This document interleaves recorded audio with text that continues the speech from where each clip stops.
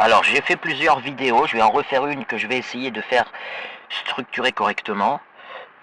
Bon, la pédagogie n'est pas forcément mon fort, mais je vais essayer au moins d'être à peu près structuré parce que on sort d'un week-end de troll euh, relativement... Je dirais pas que c'est nouveau, puisqu'on avait déjà eu le coup de trolls militants essayant de faire croire qu'un tel ou tel terroriste n'est pas musulman. Bon, là on sort d'une séquence évidemment, hein, au bout de 2 jours tout le monde apprend qu'il est musulman et académiquement musulman et islamiste. C'est pas ça n'a rien d'une surprise, parce qu'il y a plusieurs points à soulever, et en particulier des choses que j'ai pu observer dans le propre camp des gens qui alertent sur qui rappellent que l'islam est une organisation terroriste, une mafia pédocriminelle mondiale. Et ils ont eu en quelque sorte une émotion parce qu'ils étaient insultés par les islamistes et par les islamo-gauchistes qui ont essayé et qui se sont donné énormément de mal de faire croire que le terroriste n'était pas musulman. Alors pas de le faire croire parce que personne ne risque de le croire, mais je veux dire de faire vivre l'hypothèse pendant un certain temps.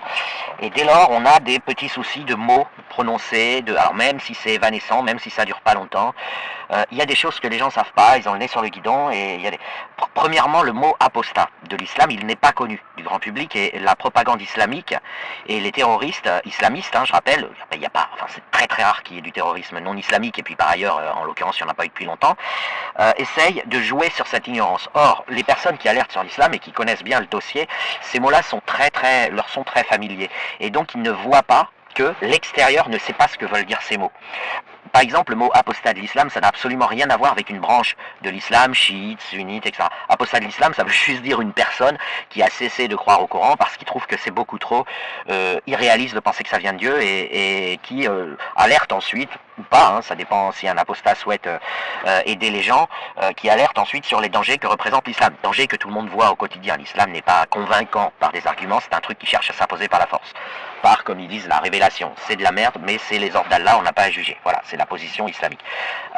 Du coup, quand les apostats voient que le mot apostat est utilisé pour essayer de mentir et de troller et de faire croire qu'un terroriste musulman serait un apostat, ils s'inquiètent, ils se disent ouais, on va croire que les apostats sont une branche de l'islam radical. Alors donc je rappelle, c'est pas grave, c'est aux gens de se renseigner. Voilà. Si les gens ne savent pas ce que veut dire apostat de l'islam, tant pis pour eux. Je veux dire, on ne peut pas tout apprendre aux gens s'ils se documentent pas.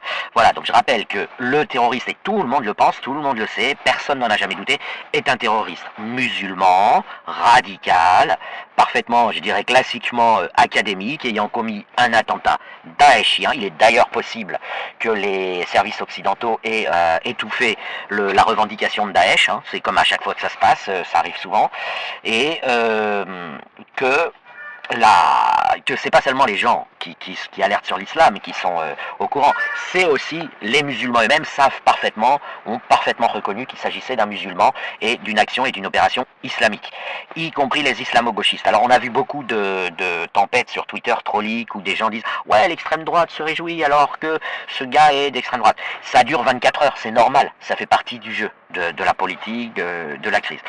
Voilà, donc je rappelle qu'il n'y a personne qui doute du fait que le mec est musulman. Et donc tous les gens que vous avez vu tweeter, je recommande de leur répondre de manière légère ou de ne pas leur répondre. Parce que si vous argumentez pour prouver que c'est un musulman, vous laissez supposer que la personne en face en doute, qu'elle serait sincère, qu'elle se tromperait, vous voyez. Parfois, c'est comme pour la Terre plate. À force d'argumenter pour prouver que la Terre est ronde, vous avez des gens qui débarquent et qui disent « Mais si les gens se donnent autant de mal, peut-être qu'elle est plate en fait. » Vous voyez, c'est humain, c'est pas rationnel, c'est pas logique, mais c'est humain. Vous avez des réactions affectives. Par ailleurs, en obtenant d'obliger les gens à faire l'effort de prouver que le gars est musulman, la propagande islamique fatigue ces résistants, enfin les gens qui alertent sur l'islam. C'est-à-dire, ils s'en foutent, ils savent très bien qu'on saura qu'il est musulman au bout de 3-4 jours, il n'y a pas de mystère dans les attentats islamiques. Mais en épuisant les gens pendant 2-3 jours, ils leur cassent le moral. Vous voyez, c'est une astuce normale de propagande. Ils se disent, bon, le gars, il va se fatiguer à me prouver qu'il est islamique alors que tout le monde le sait, et à la fin, il va être épuisé, il va aller dormir. où il va jeter l'éponge, il va s'énerver contre les réseaux sociaux. Donc voilà, ça c'est un premier point. Un deuxième point, c'est sur les constituants, les certitudes des gens. On ne peut pas, ce n'est pas un théorème de maths qui dit que la Terre est plate, ce n'est pas un théorème de maths qui dit que l'islam est faux, ce n'est pas un théorème de maths qui dit que la gravité existe, et il n'y a pas de théorème de maths qui dit qu'hier on existait. On pourrait avoir été créé il y a une demi-heure avec tout en mémoire. À un moment donné, on utilise des postulats, des axiomes, qui vont être plus ou moins fiables, mais c'est jamais du 100%. Et donc, ce dont on est sûr, c'est à 99, avec beaucoup de 9, mais à un moment donné ça s'arrête, que la Terre est ronde, que l'islam est faux, etc., que l'homme est mortel, etc. Tous ces trucs, ce sont des certitudes à 99 avec beaucoup de 9%, pas 100%.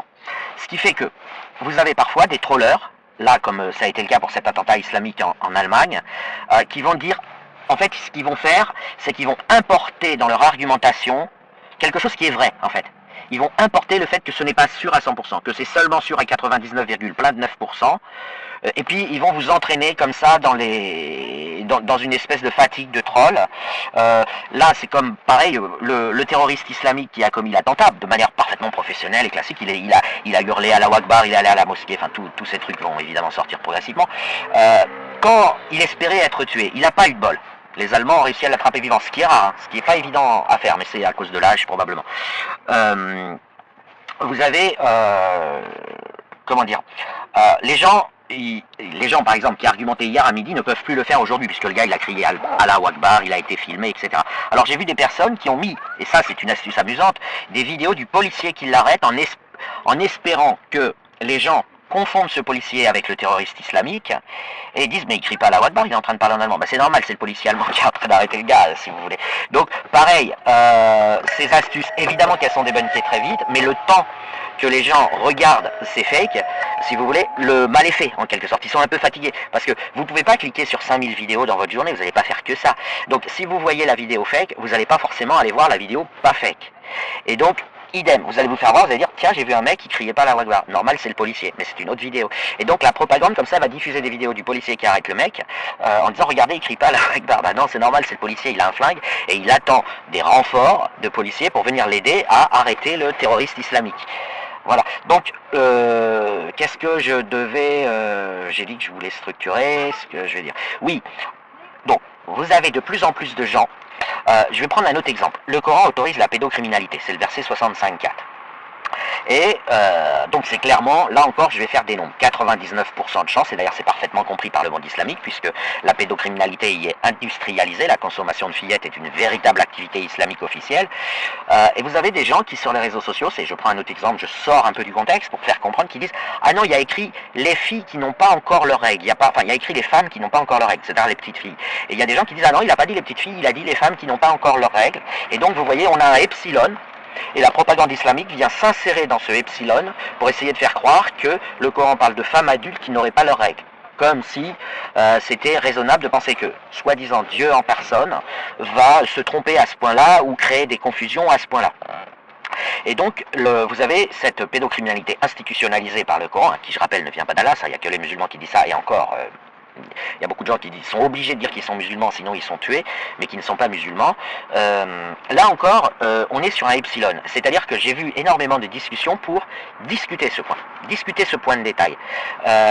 Alors que c'est un point de détail. C'est-à-dire que de toute façon, si Allah avait voulu dire que ça ne concerne pas les petites filles, il l'aurait dit. Vous avez des tas de versets dans le Coran où il dit comment faut se tenir à table quand on mange avec Mohamed, où il dit même si Mohamed t'ordonne de te donner la mort à toi-même, tu dois le faire, tu dois obéir. Donc on a des tas d'endroits du Coran qui viennent se recouper, donnent un tout qui forme cet islam monstrueux qu'on connaît tous. Et vous avez, quand vous allez aller dans une discussion, vous allez avoir ce qu'on appelle une argumentation locale, un espace tangent à la variété des discussions. Et là encore, des gens innocents et sincères risquent de se faire avoir par cette technique.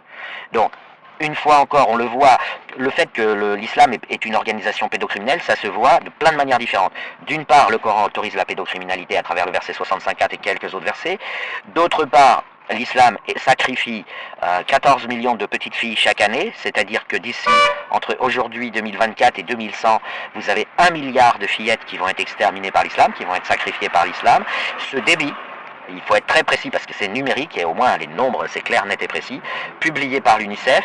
C'est un débit mortifère de torture de petites filles qui est à lui tout seul, qui représente 30 fois le débit de tous les génocides, tous les massacres, tous les crimes contre l'humanité, etc., depuis le début de l'histoire humaine commis par tous les non-musulmans. C'est-à-dire qu'à lui tout seul, l'islam, il arrive à multiplier par 30 le débit exterminatoire sur une petite population, donc une population de petites filles, c'est-à-dire un 20e de la population mondiale. Il arrive à obtenir ce massacre, il arrive à opérer ce massacre uniquement sur cette petite population, avec un débit 30 fois plus élevé que tout ce que les génocidaires de l'histoire humaine ont réussi dans tous leurs massacres. C'est-à-dire que l'islam, en 100 ans, extermine au sein de la seule population des fillettes, c'est-à-dire de 1/20 de la population mondiale, ce que tous les génocides, les guerres, les massacres de l'histoire humaine ont réussi à opérer en 30 siècles. Vous voyez, on est sur du 30, on est sur un facteur 30. Alors maintenant, il m'est souvent arrivé d'être dans des échanges où des trolleurs islamiques disent « Ouais, tu vois, elles sont pas exterminées. » Je dis « Alors elles sont quoi ?» Et là, généralement, blablabla, et ça troll, ça fait diversion. Elles sont sacrifiées, elles sont achetées, violées, torturées. Alors les mecs, ils disent « Ouais, mais c'est pas pareil. » C'est-à-dire qu'elles resteraient en vie. Et donc, sous prétexte que des fillettes achetées, violées, torturées par leurs propriétaires, puisque la fillette est une marchandise en islam, resteraient officiellement, biologiquement en vie, ferait qu'elles ne sont pas exterminées. Et donc ils vont jouer sur le fait que je mens, c'est-à-dire sur le fait que je dis exterminer, à la place de acheter, violer, torturer à vie. Vous voyez? Et là encore, on est sur un epsilon. C'est-à-dire qu'ils vont essayer de chercher la petite bestiole, ça s'appelle de l'hypercritique, des arguments d'avocat de la pègre, la petite erreur de procédure, une date mal mise au tampon sur le dossier judiciaire d'un terroriste ou d'un malfrat, pour essayer de le faire sortir de prison. Donc oui, ces fillettes, elles peuvent rester en vie, mais elles ne sont... C'est pire qu'être exterminées. La quasi-totalité de ces fillettes, si elles avaient le choix, elles préféreraient mourir que d'être violées, torturées à vie par un propriétaire. Quand vous avez l'âge de ces fillettes et que vous êtes violé par un vieux machin tout dégueulasse islamique de 50 ans, et battu, vous êtes violé, mais évidemment vous n'êtes pas d'accord. Donc vous êtes battu, torturé pour être dressé, pour vous empêcher de vous enfuir. Il leur inflige un syndrome de Stockholm, hein, les talibans, les mollahs iraniens, enfin tout ce qui est islam, quoi. Tout ce qui est islam appliqué, puisque vous avez au Maghreb, c'est quand même, heureusement, ça s'est désislamisé, même s'il reste toujours cette putridité islamique, elle est quand même atténuée. Eh bien, ces fillettes, si elles avaient le choix à l'avance, évidemment qu'elles préféraient mourir, et donc le mot exterminer est tout à fait correct. Je dirais même qu'il est atténuateur, parce que dans l'extermination, on ne pense pas à la torture, on peut penser mourir d'un coup. Et beaucoup de gens préfèrent mourir d'un coup que d'être torturés pendant toute leur vie, vous voyez, ou pendant même un mois, même un an. Mais vous avez ce petit epsilon sur lequel vont jouer les contradicteurs. Tous ces epsilon restent du epsilon, c'est un epsilon par-ci, un epsilon par-là, comme on l'a vu. Et vous avez une autre possibilité, maintenant je reviens sur l'attentat islamique en Allemagne, vous avez une autre possibilité, c'est que les services occidentaux essayent, et à mon avis c'est une erreur, hein, mais à mon avis ils font des tests, ils vont pas insister, ils ont déjà essayé avec, il y a un membre de Daesh qui avait tenté de tuer, je sais pas s'il a réussi, je me rappelle plus s'il a réussi, enfin je crois qu'il a réussi, il a tenté d'égorger des bébés dans leur landau à Annecy, et pendant 2-3 jours, la rumeur a circulé, enfin une rumeur évidemment lancée par la propagande islamique et islamo-gauchiste, a circulé pour essayer de dire qu'il était peut-être chrétien. C'était un membre de Daesh tout à fait officiel, mais voilà, il y a des bruits qui ont couru pour dire qu'il était peut-être chrétien. Je pense que vous avez des services occidentaux qui ne sont pas forcément mal intentionnés, et là j'insiste bien, ils ne sont pas forcément mal intentionnés, ils essayent, ce qui aurait dû être fait il y a 40 ans hein, en fait, ou il y a au moins 30 ans on va dire, ils essayent de retirer à l'islam sa capacité d'intimider, c'est-à-dire ils essayent de dire que quand il y a un attentat, il ne faut pas en parler, ou il ne faut pas dire que ça vient de l'islam, de manière à ce que l'islam ne puisse pas se servir de ça pour réduire les gens en esclavage comme il l'a fait, hein. En Occident on n'a pas le droit de blasphémer l'islam, vous verrez personne se balader avec un t-shirt avec les caricatures de Charlie, il n'y a même pas d'usine qui fabrique ces t-shirts, c'est vous dire à quel point l'islam est puissant. Alors que normalement, à l'heure actuelle, tous les jeunes, tous les lycéens, à la suite de ce qui s'est passé, Charlie, Samuel Paty, Theo Van Gogh, ils devraient tous avoir des manteaux, des doudounes, des t-shirts avec une étoile aînée dessus, avec tous les blasphèmes possibles, ne serait-ce que pour montrer leur dissidence. Ce n'est pas le cas. L'islam a gagné. Maintenant, il est trop tard. Maintenant que l'islam a gagné, c'est imposé par la terreur et par le syndrome de Stockholm à l'intérieur des populations occidentales, au point que le Danemark a même interdit de blasphémer l'islam, pour éviter, il a dit, c'est pour éviter à nos citoyens, comme on ne peut pas vous protéger, pour vous éviter d'être tués, on prend les devants, on vous enferme 2 ans en prison si vous dites du mal du Coran, parce que sinon vous serez égorgé, on ne pourra rien faire, on préfère que vous soyez en prison. Il le dit dans son préambule, hein, il est très clair. Mais bon, c'est bien de le dire, c'est bien d'avouer, mais il aurait aussi dû dire on ne peut pas voter une loi pareille, c'est bon, mais il a cédé, il a capitulé. qu'est-ce que je voulais dire? Je pense que c'est une mauvaise idée aujourd'hui, même de faire des tests. Bon, c'est pas très grave, hein. La tempête qu'il y a eu sur Twitter pour essayer de faire douter les gens que le mec était musulman, elle est contre-productive, puisque au final, il va être, tout le monde sait qu'il est, tout le monde pense, même s'il n'était pas, tout le monde penserait quand même qu'il est musulman. C'est ça qui est marrant, c'est que le cerveau humain, il dépasse si vous voulez, votre intelligence, l'intelligence de votre cerveau dépasse ce dont vous êtes conscient. C'est-à-dire que même les gens qui essaieraient de se forcer à penser que c'est pas un musulman, leur cerveau leur dit niet, niet, et ils savent au fond d'eux que c'est un musulman. Mais ce que je veux dire, c'est que, in fine, c'est contre-productif, parce qu'une fois qu'on apprend qu'il est musulman, bah, après avoir vécu cette petite fête du slip, comme si on avait fumé un pétard en disant ah, est-ce qu'un non-musulman pourrait-il commettre voilà, et ben c'est pour l'islam, je dirais que c'est un coup perdant. Par contre, pour les services occidentaux aussi, faut pas qu'ils s'imaginent que ces tests marchent. La peur de l'islam ne va pas baisser parce qu'il cache aux populations en 2024 que les attentats islamiques sont islamiques. Il n'y a pas. C'est une erreur. Il aurait fallu le faire il y a 30 ans de manière correcte. Voilà. Mais c'est pas aujourd'hui que ça va prendre. L'islam, ces textes sont publiés. Donc les appels du Coran, les ordres donnés par le Coran, d'être nazi, l'autorisation d'être pédocriminel. Le Coran ne donne pas l'ordre d'être pédocriminel. Il autorise la pédocriminalité comme quelque chose de halal, c'est-à-dire de pas haram. Et il est catégorique là-dessus. L'Irak a même fait une proposition de loi pour réautoriser la consommation sexuelle de fillettes en disant c'est notre religion, nous n'avons pas à y renoncer.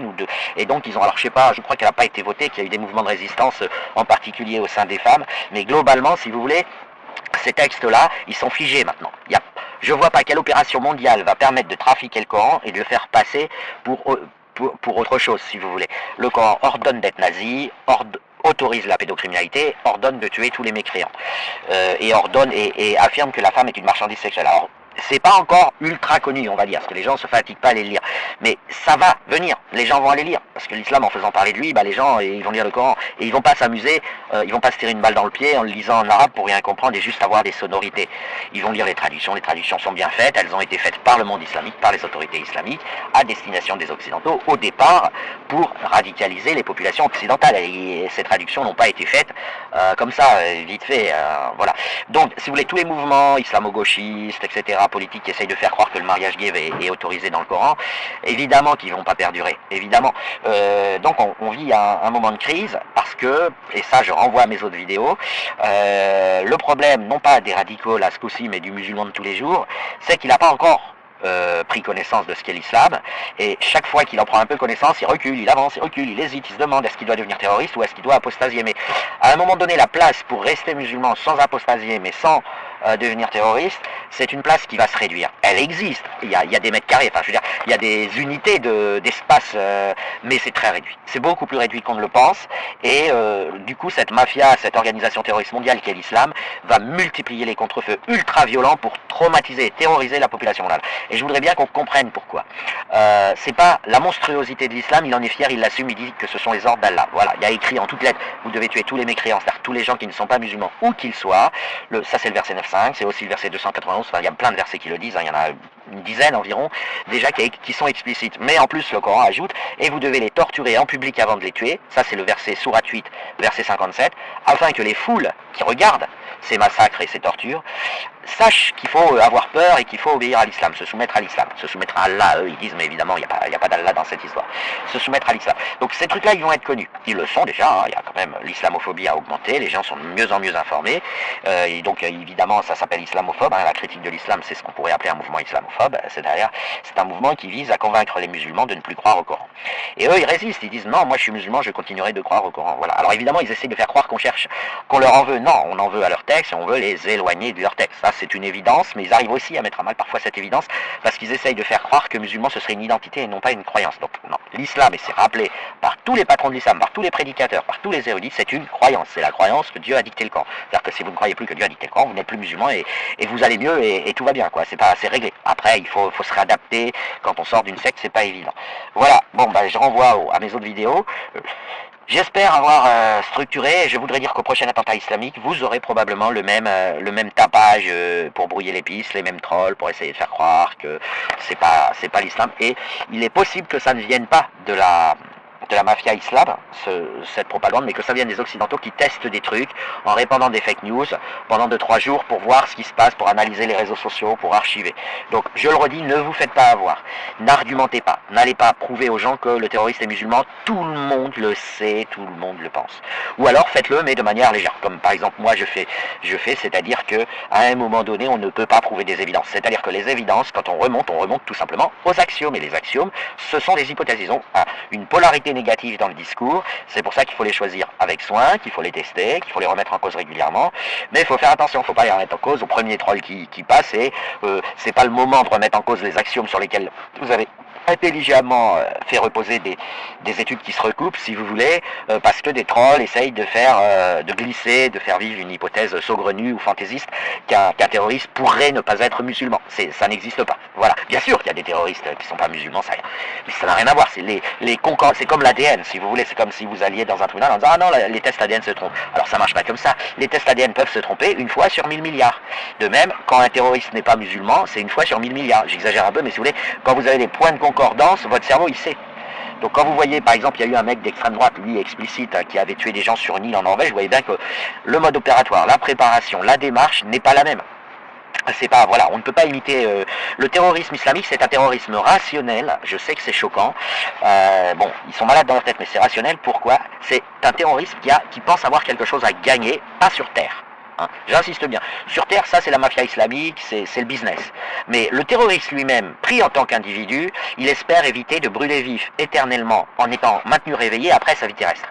Dans l'islam, si vous désobéissez à l'islam, vous êtes brûlé vif éternellement après votre vie terrestre. C'est la seule religion qui promet ces tortures-là. C'est pour ça que les autres religions d'ailleurs ont disparu. Il y a un enfer tunnel de la fête foraine un peu dans le Nouveau Testament, et dans la Torah, il n'est strictement jamais question ni d'enfer, ni de paradis, ni d'au-delà. Ça n'est pas mentionné. Seul l'islam promet un enfer. Et le Nouveau Testament, c'est le tunnel des fantômes. Ça fait pas peur. Et si vous voulez, et par ailleurs, il promet un paradis, il promet d'avoir des relations sexuelles open bar avec de sublimes houris, c'est-à-dire ce sont des adolescentes de 16 ans qui vivent au paradis et qui s'offriront aux gros quinquagénaires tout poilus, tout dégueux, arrivant après leur vie terrestre au paradis d'Allah. Ce paradis-là, eux, ils y croient vraiment, les terroristes. Mais vraiment, mais même le musulman normal, il y croit vraiment. Il va pas forcément être terroriste, mais il va vraiment croire qu'il faut qu'il évite l'enfer en se soumettant à l'islam. Ça va le bousiller sa vie, entre guillemets, puisque l'islam, je rappelle que le principe clé, le principe phare de l'islam, c'est de surtout pas vivre. Vous avez interdiction de vivre. La vie terrestre est un piège que Allah envoie parce qu'il est en colère, va manger la pomme, etc. Et donc la vie terrestre, c'est Satan. Selon l'islam, hein, je ne suis pas en train d'affirmer que c'est vrai, je suis en train de vous dire ce que dit l'islam. Profiter de la vie, c'est refuser Allah, et donc vous allez directement brûler vif éternellement après la vie terrestre. Et donc dans la doctrine islamique, il faut renoncer à vivre, renoncer à l'amour, ça s'appelle du shirk, c'est le pire péché en islam. L'amour, la musique, aimer des vedettes, aimer des stars de la musique, tomber amoureux. Tout ça c'est interdit en islam. En islam, tout doit être âpre. C'est un ascétisme, vous devez faire des enfants, mourir, et puis là vous allez en parler. Et ces terroristes-là, si le terrorisme islamique est un tel business et marche si bien et si fréquent, je parle là maintenant du point de vue du terroriste, c'est parce qu'ils ont quelque chose à gagner de leur point de vue. Ils pensent aller au paradis direct et effacer tous leurs péchés. D'accord? Donc c'est extrêmement banalisé. C'est-à-dire que la tentation terroriste, la tentation djihadiste, elle existe dans la tête islamique automatiquement. Et si vous n'avez pas fait trop de péchés, du point de vue de l'islam, vous n'êtes pas trop tenté. Par contre, si vous avez été un peu délinquant, tous les petits lacostéennes de cité, eux, ils vont devenir djihadistes. Ils l'espèrent d'ailleurs. Pourquoi? Parce qu'en même temps, ils font d'une pierre deux coups. Ils s'amusent en ce moment, donc ils profitent de la vie, donc ils sont dans le péché. Mais ils se disent, il faut que jeunesse se passe. Ensuite j'irai en prison, ensuite je ferai un attentat djihadiste, et ensuite j'irai au paradis. C'est comme ça qu'ils voient la vie. Ils n'ont pas d'autres perspectives. La vie terrestre, c'est rien pour eux. Ils pensent que c'est la Matrix, c'est des illusions. C'est la doctrine islamique. Et donc, quand vous avez accumulé beaucoup de péchés, de votre point de vue, fumé des pétards, bu de l'alcool, etc., eu des relations sexuelles, que vous êtes tombé amoureux, enfin bref, vous pensez que vous êtes promis à l'enfer en islam. Et vous pensez que vous n'allez pas pouvoir éviter l'enfer. Et donc vous allez effacer tous ces péchés avec un attentat et monter direct au paradis. Le paradis en islam, le martyr, c'est ce qui est n'importe quel, d'ailleurs c'est ce qu'ils répètent pendant toutes leurs prières, le martyr, c'est-à-dire le djihadiste, le kamikaze, monte direct, sans avoir de jugement dernier, ils montent direct au paradis. Mohamed VI qui essaie de désislamiser le Maroc et MBS qui essaie de désislamiser l'Arabie Saoudite ont fait des communiqués d'ailleurs pour dire qu'il fallait être un peu fracassé pour croire à ces trucs. C'est passé un peu comme une lettre à la poste, parce que ça ce sont vraiment des paroles, ce sont des blasphèmes du point de vue islamique, mais eux ils font un gros travail, ils sont courageux, parce que c'est pas parce que vous gouvernez un pays, vous commandez un pays, que vous êtes à l'abri. Mais Mohamed VI a dit faut avoir des problèmes de santé mentale pour penser que quand on accomplit ce qu'ordonne le Coran, en l'occurrence le djihad islamique, la guerre sainte, on va se retrouver avec des vierges au paradis. Et puis MBS il a pris des mesures, il prend des mesures un petit peu régulièrement pour essayer de désislamiser en douceur. Je vais d'ailleurs terminer là-dessus. Il faut savoir que les dirigeants de tous les pays du monde, y compris l'Algérie, ils sont tous au courant que l'islam est fake. Ça c'est pas, je veux dire, c'est la vraie question qui se pose, c'est est-ce qu'on continue de maintenir les foules dans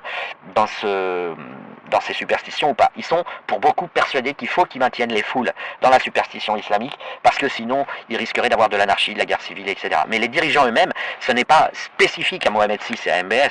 Tous les dirigeants islamiques savent que c'est du business. Les religions, ce sont des organisations multinationales athées. Il n'y a pas plus athée. Je veux dire, c'est la meilleure preuve de leur athéisme, c'est qu'ils utilisent la marque Dieu. Je veux dire, même un athée sincère, militant, il n'osera pas parler au nom de Dieu en disant je suis le secrétariat de Dieu, je suis son porte-parole. Il n'y a que les vrais athées, profondément athées, qui osent parler à la place de Dieu et se faire passer pour des secrétariats, des porte-paroles, des clubs érudits, disant nous on sait ce que Dieu commande et on vous le transmet. Ça nécessite un athéisme, je dirais, dans l'ADN record. Donc de toute façon, les multinationales religieuses sont les pires, les plus absolus des multinationales athées. Voilà, et donc ça, les dirigeants des pays, comme eux, ils ont accès à beaucoup d'archives. Ils savent comment se sont construites toutes ces arnaques, ils ont toutes les archives. Évidemment, eux, ils savent que c'est bidon, les trucs religieux, mais ils doivent gérer leur population, et donc ils s'y prennent plus ou moins en douceur. Il y a que l'Occident qui est désemparé, parce qu'ils ne s'imaginaient pas avoir ce cancer qui se développerait en son sein en 2024.